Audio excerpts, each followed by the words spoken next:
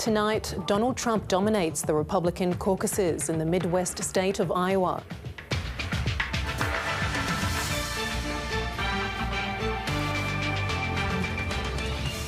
The Premier unveils plans for an upgrade to Perth's CBD waterfront. A succession of awards, Australian actor Sarah Snook adds an Emmy to her collection. And the spectator rule change that's got players in a spin at Melbourne Park.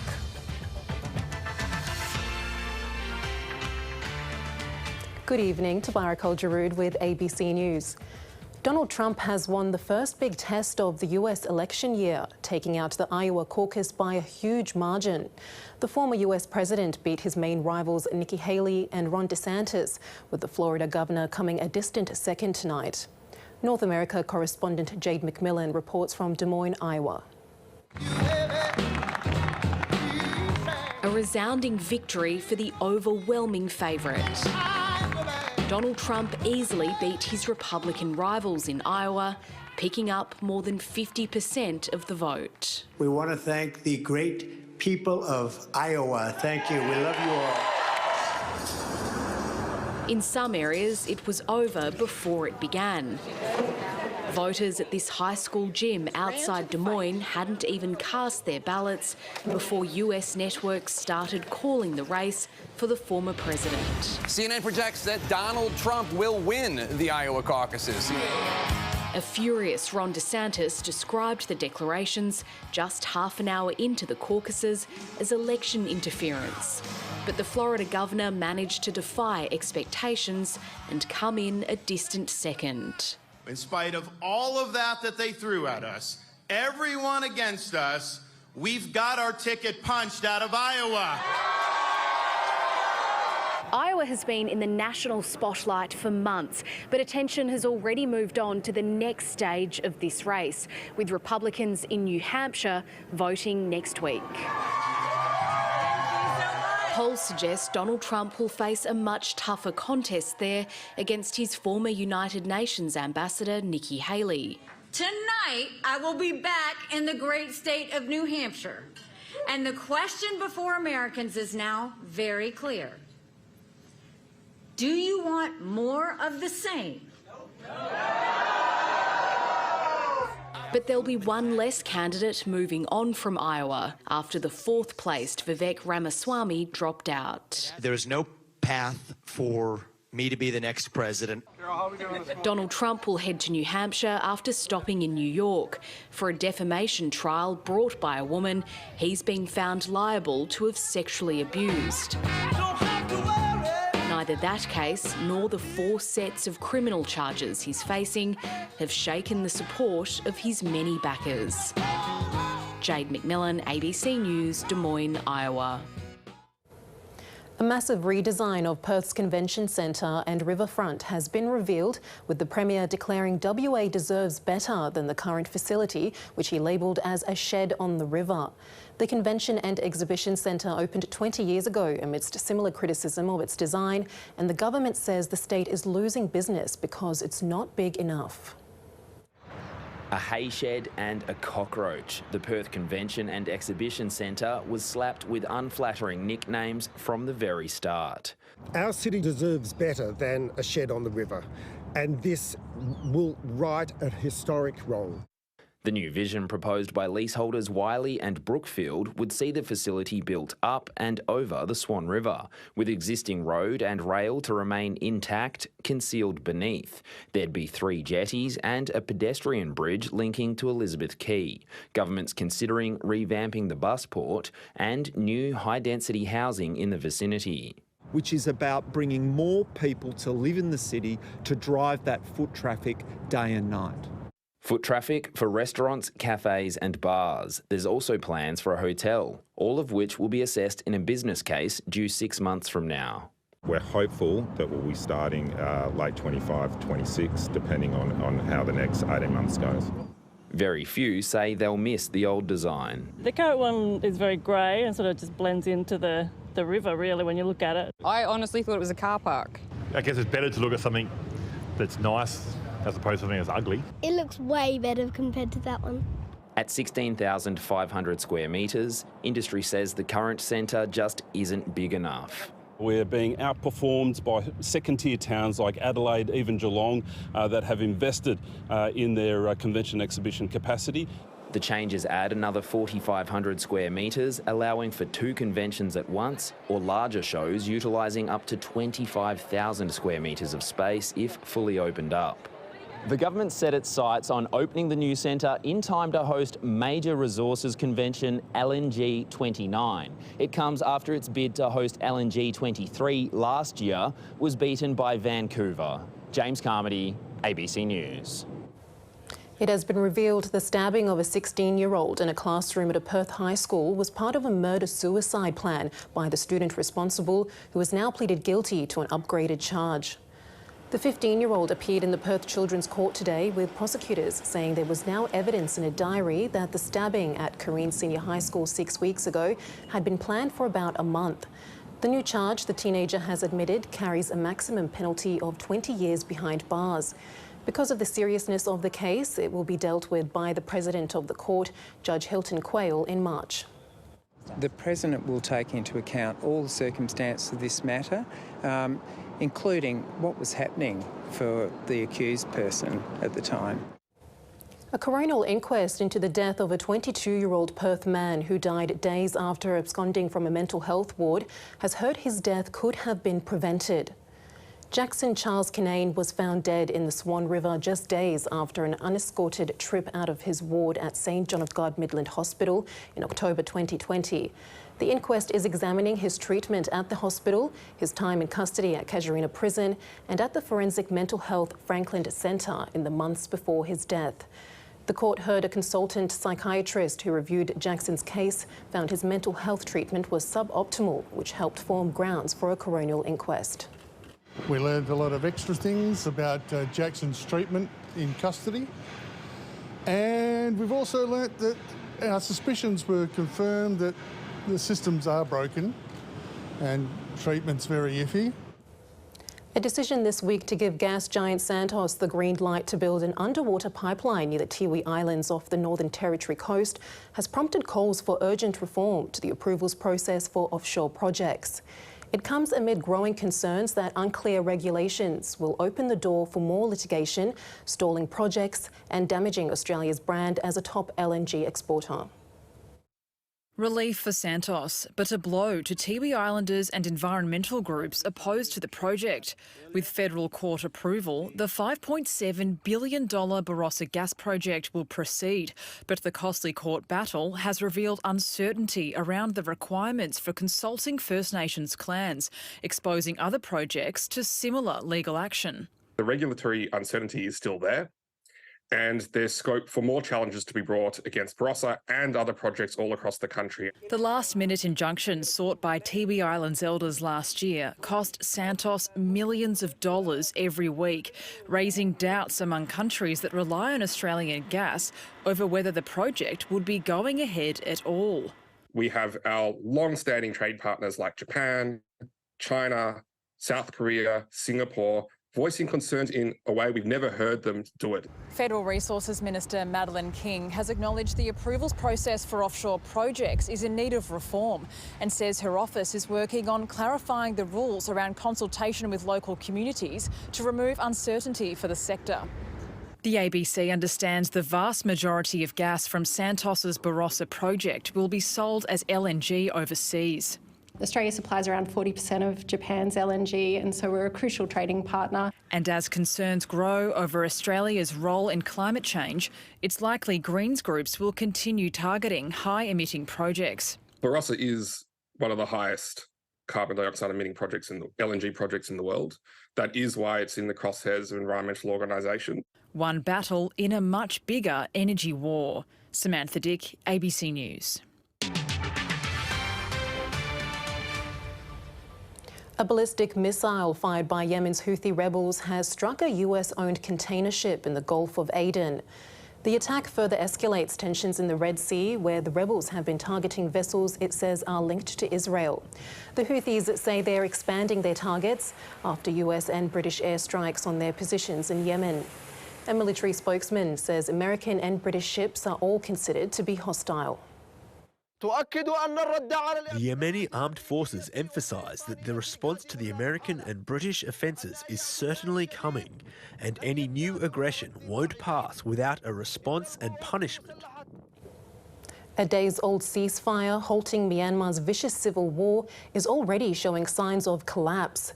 The deal was brokered after the military faced its heaviest losses since seizing power in a coup in 2021. But rebel groups say the junta is launching fresh attacks in Myanmar's northeast. Commander Mong Song Ka is an unlikely warrior in a war he never wanted. I don't truly have a yearning for the life of a soldier. Becoming one is an unfortunate trick of fate in this journey. Once an anti-war poet, he's now on the front lines of a civil conflict that's raged in his country since Myanmar's military seized power in a coup almost 3 years ago. Being an armed resistance fighter is just a temporary phase of my life. I find it challenging to sit and write poetry. The junta has killed thousands and imprisoned hundreds more. But resistance forces like Mong Song Ka's have been fighting back alongside a military coalition known as the Three Brotherhood Alliance. Last week, that alliance agreed to a ceasefire with the military after achieving its biggest victories yet, forcing the junta to surrender several towns, including scam city Laokai, near the Chinese border. When you combine the mass surrenders and defections with the battlefield losses that the military junta has been experiencing throughout the country in recent months, it paints an unprecedented picture. What we are seeing is the Myanmar military being forced to make some very difficult, some very painful choices about where it stands and fights and where it just retreats. Human rights groups say they've been collecting evidence of possible war crimes. A spokesperson for the Department of Foreign Affairs said the Australian government strongly condemns the ongoing repression and violence by the Myanmar regime and supports measures to ensure accountability for international crimes committed in Myanmar. Mong Song Ka still writes poetry when he can, but no one knows how this story ends. Even if I were to perish in the armed revolution, I wish to be remembered as a poet on my tombstone. Lauren Day, ABC News. It's been a big week for Australian actress Sarah Snook, winning a Golden Globe, a Critics' Choice Award, and tonight sealing the trifecta with an Emmy. Hollywood has finally come together for the 75th Emmy Awards, delayed from last year by the writers' strike. Honouring the prime of prime time. The shows that kept us glued to the tube. Hosted by comedian Anthony Anderson, with a novel way of getting celebrities to wind up their acceptance speeches. This year, I've got something that nobody can ignore. My mama. Australian actress Elizabeth Debicki missed out for her portrayal of Princess Diana in The Crown. Instead, Best Supporting Actress in a Drama Series went to Jennifer Coolidge for her role in The White Lotus. Thank you for giving me this opportunity to play this incredible character, and he says I'm definitely dead, so I'm going along with it. I know I'm getting wrap it up. Okay, yes, okay. Baby. Yes, and I just... I love you, baby, but time. Okay, guess what? Succession.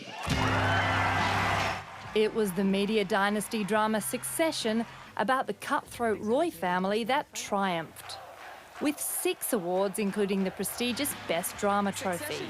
We are so honoured. We've loved making this show. Thank you very much indeed. Stellar cast. I must make special mention to my on-screen wife, Sarah Snook. Sarah Snook, Succession. Australian Sarah Snook took home the Best Actress trophy, paying tribute to her parents. Thank you for having a dress-up box when I was a kid. I think this is where it gets you. And her young daughter. It's all for you from here on out. Thank you. Both The Bear and Beef won 5 awards each. Ali Wong. Ali Wong becoming the first woman of Asian descent to win an Emmy in a lead role. Cheers! And in a nod to the past... Anthony, thank you for getting us all here. Being together brings back some great memories of a show we're all very proud of. Celebrating not only today's best in television, but also remembering loved classics. Joni Jones, ABC News. There's been a setback to efforts by Tasmanian scientists to save the endangered Maugean skate, with half the adult skate collected for a captive breeding program dying. While scientists search for the cause of the deaths, environment groups are reiterating their calls to stop salmon farming in the skate's home harbour. The Maugean skate is only found in Macquarie Harbour on Tasmania's west coast. The state and federal governments are funding a captive breeding program in an effort to save the endangered species. In December, 4 adults and 50 eggs were taken to the Institute for Marine and Antarctic Science in Taroona. 2 adults adapted well. The other 2, we don't really know what's happened. One struggled right from the get-go and another died very suddenly. So we're investigating that very, very thoroughly. The number of Maugean skate in Macquarie Harbour halved in just 7 years. Salmon farming and altered flows from dams put the ecosystem under pressure, and extinction is a real threat. Scientists expected a 12% mortality rate in the captive breeding program. The deaths of half the adults has left them puzzled. It's really important that we use this as a learning tool. There will be setbacks along the way, but we need to learn from those.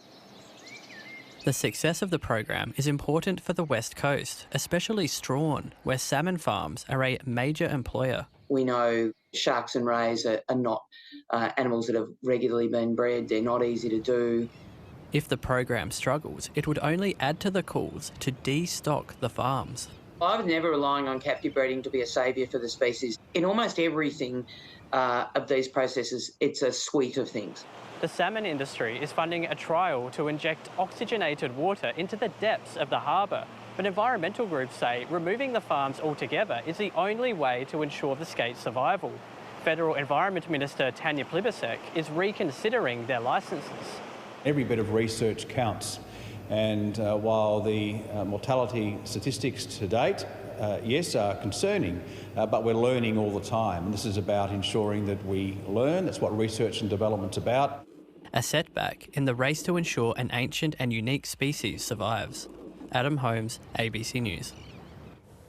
To finance now, and there was fairly significant drop on the share market today, while consumer sentiment has fallen to very low levels typically seen during a recession. Here's David Chow.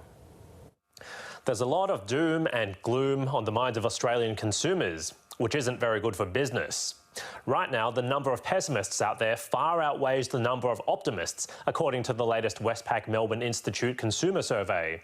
Cost of living pressures and interest rate anxiety are clearly eating into their budgets and future spending intentions. It's almost as if we were living through some kind of a recession. Interestingly, out of the 1,200 people surveyed, more than half of them are expecting their mortgage repayments to keep rising, even though financial markets are speculating there could be 2 interest rate cuts from the Reserve Bank by the end of this year.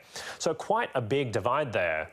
Meanwhile, there was also a bit of pessimism for the share market, which fell to a 4-week low after the All Ords and ASX 200 fell by a pretty steep 1.1% today. Not many companies did well, but the biggest drags on the market were mining stocks like BHP, Rio and Fortescue, due to a drop in commodity prices. In particular, iron ore, which is going through a correction, and it's fallen to a 6-week low on concerns about the health of the Chinese economy. Overseas, Wall Street was closed for a public holiday, while markets in Europe and Asia slipped. And finally, the Aussie dollar also took a dive. It's trading at just over 66 US cents, which is its weakest level in a month. And that's finance. To sport, and Thanasi Kokkinakis has won a thrilling 5-set match in front of a raucous local crowd at the Australian Open against Austrian Sebastian Offner. Off the court, organisers have defended new rules which allow fans to move in and out of stadiums more easily.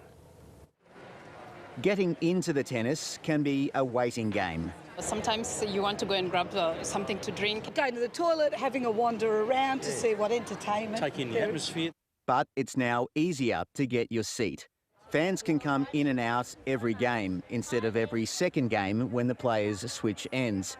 Not everyone's happy. Oh my God, this is the wokest time. Jordan Thompson may have misused the word woke, but his frustration is clear, joining the likes of Novak Djokovic in voicing his opposition to the extra movements and noise. We're out there working, like that's our job. We're tennis players. We don't come in and storm into an office while someone's in a meeting. If it's not going to disrupt the players, that's a reasonable thing.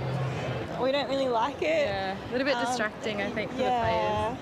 On the sides of the courts, I'm in favour, and I've been saying this now for a year or so, that should be open. People should be able to come and go as they please, as if they're going to a basketball or a football game.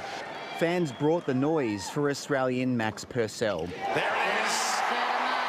It took Purcell 3 agonising attempts to seal his first singles victory. James McCabe has been knocked out in 4 sets in his slam debut, and fellow Australian wildcard Olivia Gadecki was no match for former US Open champion Sloane Stephens. The top women's seed is also through to the second round. Iga Swiatek passing a tough test against former champion Sophia Kenin. Another former champion, Naomi Osaka, gave a frank assessment of her Grand Slam comeback. Of course, like, there's a voice in my head, so, like, that's like, who are you to, like, think that you can come back and immediately start winning matches? Osaka, who gave birth to her first child in July, lost to Caroline Garcia in her return to a major tournament. Tom Maddox, ABC News, Melbourne Park. The West Indies have named 3 debutants for the opening test at Adelaide Oval tomorrow, and captain Craig Brathwaite expects them to show plenty of fight. Australian captain Pat Cummins says he doesn't know what to expect from the visitors, but he's backed both Steve Smith and Cameron Green to perform in their new roles for the home side. Steve Smith puts in some final touches as he begins a new chapter of his career as a test opener. It's a new challenge for him, which I don't think you can underestimate. You know, I've never seen him, it's as happy and as energetic. I've seen him around the nets the last couple of days. He can't wait to get out there. Pat Cummins today confirming Smith will open against the West Indies, while Cameron Green comes into Smith's place at number 4. The Australian captain says he's confident Green will fire in his position and has no doubt Smith will extend his career as an opener. Our intention isn't just to give this a test or two and see how it goes. We want to make sure it's a shift that's, you know, pretty much permanent, and we want to give it a good crack, and not only for Steve but for Green and the rest of the order. It's a new position for him, so, you know, we like to come out in as hard as possible. We got to come at all the batsmen. Australia's side looked relaxed in its final net session today and even mixed with some fans, signing autographs for one lucky supporter on his 10th birthday. What does your sign say? It's my birthday, can I please have your autograph? The West Indies also took the field this afternoon with Kavem Hodge and Justin Greaves, along with paceman Shamar Joseph, named to play their first tests. Captain Craig Brathwaite expects them to show plenty of fight. You know, they're here playing. And, you know, performance, you know, is always important. So, you know, I urge each player to go there and make a name for yourselves and, you know, play test cricket for the next 10 years. Simple. The West Indies go into the match as heavy underdogs, having not beaten Australia in a test in almost 21 years. Cameron Slesser, ABC News. Another batting masterclass from Laurie Evans has put the Perth Scorchers in the box seat to claim second spot on the Big Bash ladder and the coveted double chance. The big-hitting Englishman came to the crease with the Scorchers in some trouble against the Sydney Sixers, but he wasted little time finding the boundary. He smashed 72 from just 34 deliveries in his final appearance before leaving for the Indian Premier League. Cooper Connolly and Nick Hobson finished off the innings, setting the Sixers a target of 198 for victory. The winner of the game will play Brisbane on Friday. Western Australian cyclist Sam Welsford has won the first stage of this year's Tour Down Under. It was the opening day of the international season, with riders facing a gruelling 144-kilometre stage through South Australia's Barossa Valley. Jackson Medway was a late casualty in a painful fall into the bitumen as the peloton positioned for a final sprint to the finish line. It was Welsford who prevailed in a mad dash in the town of Tanunda, a memorable victory on his first day of racing for the Bora Hans Grower team. Yeah, wow. That was crazy. I'm lost for words. Like, it was really hairy down the hill, lots of crashes and like near misses, but boys just kept calm, be patient, and wow, they did an amazing job for me today. Athletes around the world are deep into qualifying events for this year's Paris Olympics. Two young Australians have big plans to represent their nation and their generation as the Games turn to street sports to try to attract a new audience. Here. Chloe Cavell is kick-flipping her way to the top. The 13-year-old skateboarder went from 5th to 4th ranked in the world at the recent WST Street World Championships in Tokyo. She's been training hard near her home in Tweed Heads. Yeah, I've been skating pretty well lately. I just landed a new trick yesterday. Chloe is among the next generation of Olympic hopefuls competing in sports that are fresh off the streets. It's always great to have new sorts in it, and yeah, so happy for skating to be in there. It's great for the new generations that are coming along, you know, it's the types of things that they're interested in. While skateboarding featured at the Tokyo Olympics, breaking makes its first appearance in 2024. Northern New South Wales teen Jeff Dunn will be there vying for gold. I feel very proud and honoured to be there, you know, especially it being introduced to the Olympics and it's first every year, you know. Breaking is among 9 sports making a debut at the Paris Olympics. Organisers want to build a temple of urban sports at the Place de la Concorde in the centre of the city to showcase the breaking and skateboarding events. I think they're going to prove their worth at the Olympics, and I think a lot of people that disagree that it should be in the Olympics, I think their minds will change after they witness it firsthand what these athletes are capable of. So perfect. Young Australians breaking down Olympic traditions. Hannah Ross, ABC News, Tweed Heads. Around 33,000 homes and businesses have been left without power as a severe thunderstorm swept through WA's Wheatbelt and Perth's east. The storm pummeled eastern parts of the metropolitan area this afternoon, with reports of heavy rainfall, large hailstones and damaging winds. Lake Chittering saw 28 millimetres of rain fall in just 30 minutes, while wind gusts of 94 kilometres per hour were also recorded in some areas. The storm has caused minor flash flooding, torn down trees and damaged homes.